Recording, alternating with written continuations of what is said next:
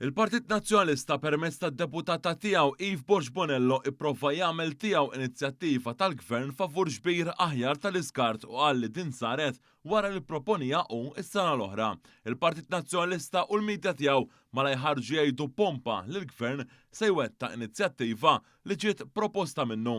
Id-deputata Borg Bonello qalet li l-Gvern aġixxa biss wara li għamlet xi konsultazzjoni pubblika, iżda fil-verità dak irrappurtat fil-midja it-tnejn, jiġifieri li ġew identifikati 10 siti biex jiġu installati bins għar-rimi tal-iskart taħt l-art u biss il-frott ta' weda mill-aħħar manifest elettorali tal-Partit Laburista li bih spiċċa rebaħ l-elezzjoni ġenerali bl-akbar maġġoranza storika. Fil-fatt, miżura 350 mill-manifest elettorali Malta flimkien tispeċifika li gvern ġdid Laburista jaħdem fuq proġett pilota ta' Underground Refuse Collection, dan bilan li jiġu introdotti tali kontenituri kbar f'metodi innovattivi biex jinġabar l-iskart. Fi stqarrija l-Partit Laburista qal li l-fatti jikkonfermaw li l-Partit Nazzjonalista fid-dokument tiegħu għażel li jinkludi miżuri tal-Partit Laburista.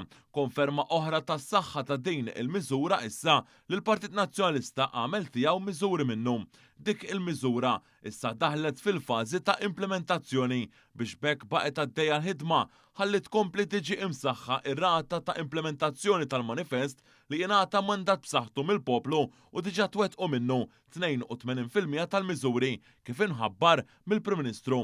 Il-Partit Laburista tenna li n-nuqqas ta' kompetenza politika f'tal-pjetà qed tisforza dawn it-tip ta' manuvri li kull ma jmur qed ikomplu jikxfu kemm fil-verità il-Partit Nazzjonalista mhux kompetenti biżżejjed biex imexxi l-pajjiż. Qal li qar minn hekk dan l-atteġġjament juri mentalità nazzjonalista li fejn jissottavaluta lil poplu bħalli kieku jista' jibla kollox jew ma jafx min verament qed jaħdem u jwettaq.